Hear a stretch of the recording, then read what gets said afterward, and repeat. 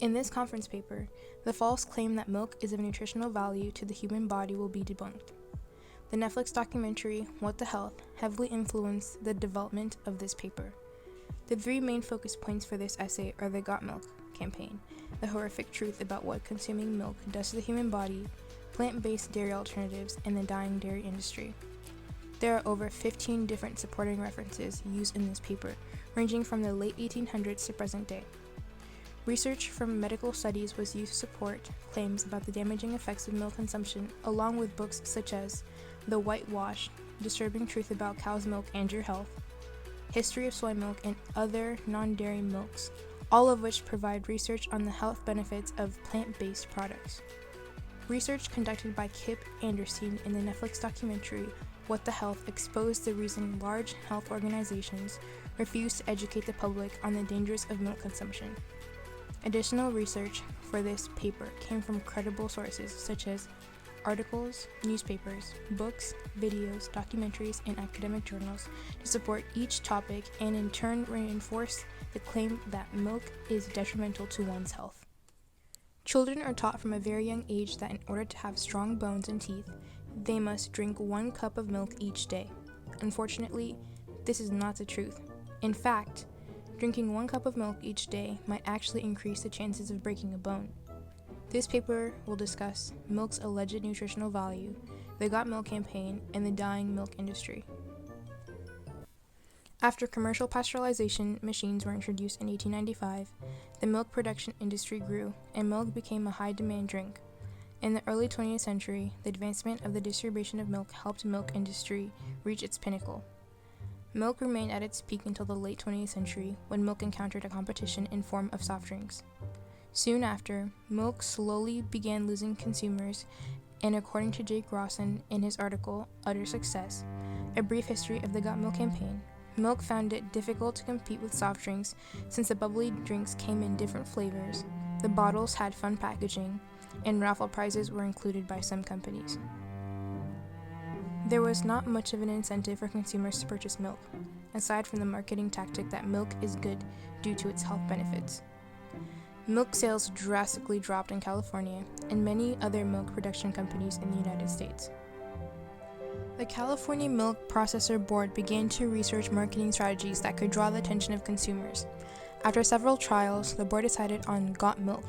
Jake Rawson wrote the reasoning behind the slogan was to have consumers dwell on everything milk could do for them. They decided the television spots should highlight the consequences of going without milk.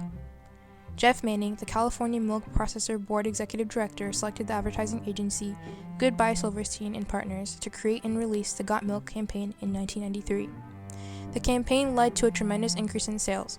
According to Jake Rawson, the ads would be funded California's major milk processors with 3 cents from each gallon of milk sold going toward the campaign, which amounted to approximately $23 million annually. During this time, the Milk Processor Education Program also ran its own campaign and in 1995 decided to partner with the Got Milk campaign. The combination of these two campaigns led to the creation of the iconic milk sash image paired with the Got Milk campaign slogan. Celebrities quickly jumped on this bandwagon, and soon billboards, magazines, and commercials had celebrities posing with the milk sash while advertising the Got Milk campaign. These ludicrous milk sashes caught the attention of consumers, which led to the Got Milk campaign to run for 2 decades before coming to an end in 2014. The Got Milk campaign might have encouraged the consumption of milk, yet sales have not improved since the end of the campaign. According to Kim Peterson of CBS News, milk sales dropped by 25% per capita from 1975 through 2012. This was not a surprise to Milk Peep's interim chief executive Julia Caddison, who during an interview with USA News Today said that consumers seem to be forgetting about milk and that they need to be educated or reminded of the nutritional value of milk. Julia Caddison's first statement is accurate, but her latter one is not. Milk is not as nutritious as it's said to be. Milk is known for its ability to strengthen bones due to its high concentration of calcium and vitamin D, but if the goal is to strengthen and maintain bones, then milk is not the best or the only source of calcium. A common myth about milk is that bone fractures and osteoporosis can be avoided by drinking milk daily. many studies have been conducted about the beneficial impact milk has on bones, and what most studies have concluded is that there is no direct correlation between milk consumption and strong bones. According to Dr. Amy Linnell, the countries with the highest rates of osteoporosis are the ones where people drink the most milk and have the most calcium in their diets. The connection between calcium consumption and bone health is actually very weak, and the connection between dairy consumption and bone health is almost non-existent. The only connection milk has to bone health is the connection between increased bone fractures and milk consumption. Robert Cumming and Robin Kleinberg, two members of the Australian Department of Health, conducted a study of the risk of hip fractures for the elderly. The two concluded that consumption of dairy products, particularly at age 20 years, was associated with an increased risk of hip fractures in old age. The reason milk may increase chances of bone fractures and osteoporosis is due to the fact that the calcium from our bones is dwindled by milk.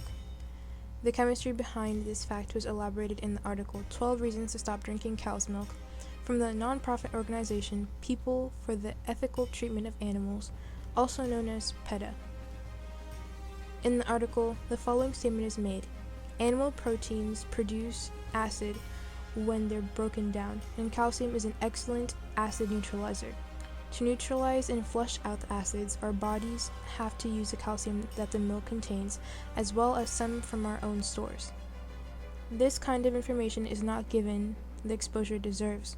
According to Marcus McGrill in his article in Medical News Today, in 2019, the United States has over 44 million people with osteoporosis. All of those millions of people, including those who were recently diagnosed with osteoporosis in 2020, have grown up drinking milk on a daily basis, entirely unaware that the daily partake of a cup of milk leaches calcium from our bones. Milk not only increases the risk of bone fractures, but also the chances of prostate cancer for men and breast cancer for women. The health risk presented by milk leads one to wonder why the FDA or USDA has not pulled milk from shelves, or why the American Cancer Society has not informed people about the dangers of dairy. In the Netflix documentary What the Health, Kim Anderson, the director, revealed the shocking reason behind why the American Cancer Society has not mentioned the risk of dairy. The American Cancer Society and other health organizations cannot inform people about the dangers of milk and dairy products, since a major portion of their funds comes from dairy sponsors. In his documentary, Kim Anderson exposes organizations such as the Susan B. Komen Cancer Research Project, whose corporate partner is Yoplait, America's largest yogurt brand franchise, and the American Cancer Society, who is aligned with Pizza Hut. If either health organization were to speak out against milk or dairy products, these organizations would lose large sums of money. The common worry for most people is from where they will receive calcium and vitamin D if not from milk and dairy products. This should not be a large concern, since calcium can be obtained from seeds, deep leafy greens, fish, and beans. A study conducted by Harvard University found men and women can achieve the recommended daily calcium intake simply by getting 1 or more servings per day of broccoli, Brussels sprouts, dark green lettuce, collard greens, or kale. Another concern that may arise is the insufficiency of calcium absorption due to the insufficient amount of vitamin D in these foods. In Joseph Keon's book, Whitewash: The Disturbing Truth About Cow's Milk and Your Health, a graph that compares the absorption of greens to milk is presented. In the graph, mustard greens have gross calcium of 128 milligrams with just over 57% calcium absorption. Milk has more calcium and the absorption rate is higher, yet milk surpasses mustard greens in calories, cholesterol, and saturated fats. In this scenario, mustard greens are the best option since the body receives the calcium it needs without the unnecessary heart-damaging fat. Once it became evident that milk does more harm than good, the decision to go non-dairy became an easier decision to make. Plant-based dairy alternatives soon flooded the market as non-dairy products became the latest health craze. Yet this new craze is actually not so new. In fact, it dates back to the medieval times. These non-dairy products came from a variety of plants and have provided consumers with a wide selection of different plants to choose from. Some examples of these plants include soybeans, almonds, coconuts, oats, rice, peanuts, and many others. According to Tara McHugh in her article, How Plant-Based Milks Are Processed, the plant-based milk market was worth approximately $1.6 billion in 2018. The rise of the non-dairy plant-based milk industry slowly began to replace dairy sales. In the CNBC News video, here's how plant-based milk flooded the market. Natalie Zhuang, the producer, stated how analysts say the dairy industry has failed to innovate, and as a result, sales of milk have dropped by $4 billion since 2015. The drop in milk sales in 2015 was not the first, nor was it the worst sales drop in the milk industry. In 2018, the milk industry suffered their greatest sales drop, as milk sales decreased just over $1 billion.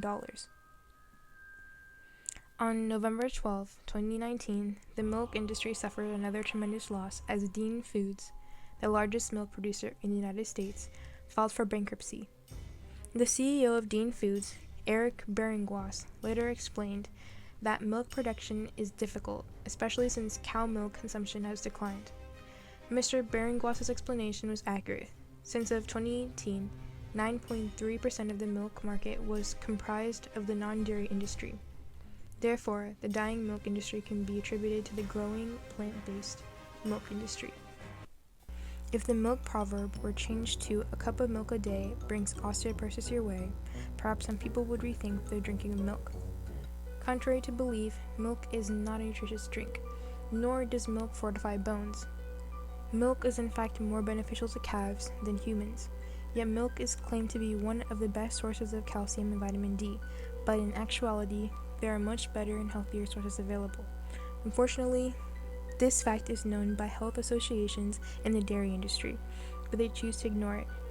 Instead, the milk industry chooses to conduct campaigns such as Got Milk to encourage milk consumption in order to keep sales up without regard of the health issues their consumers will suffer from when they consume milk. The milk industry also utilizes media publicity to preach the falsehood about the nutritional value of milk. Health organizations such as the American Cancer Society choose to receive funds instead of warning people about the dangers of dairy. Fortunately, people have started to research the benefits of milk for themselves. Milk's false nutritional values are out in the open, and non-dairy alternatives have become the popular products consumers seek, thus bringing America's dairy industry to an end. The main topic for both the exposition paper and the conference paper is milk. In the exposition paper, the question, "What is milk?" is answered. The first topic discussed is the decomposition of milk. The discussion goes into molecular detail in order for the audience to comprehend the individual elements that make milk important. The second topic is on the origin of milk. A great detail of milk history is tracked from 10,000 BCE to present day. The third topic is on the growing American dairy industry. Not much is said about the diminishing milk industry, since this paper was only meant to focus on the composition of milk.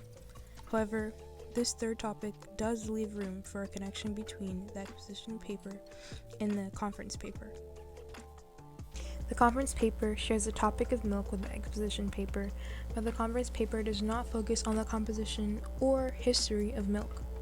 The conference paper instead discusses the disadvantages of milk consumption and the appalling reason American health organizations do not educate the public about the underlying dangers of dairy. A brief summary of the Got Milk campaign is introduced at the beginning of the paper to provide a glimpse of the last successful milk campaign. The focus is then shifted to the non-nutritional values of milk. Myths about milk are debunked by medical research that is used to support each claim. Then, the final topic of focus is the dying dairy industry. First, the audience is given a diverse selection of plant-based non-dairy products to substitute the risky milk. Then facts about the declining dairy industry are brought to light in order to show the connection between rising non-dairy industry and the dying dairy industry.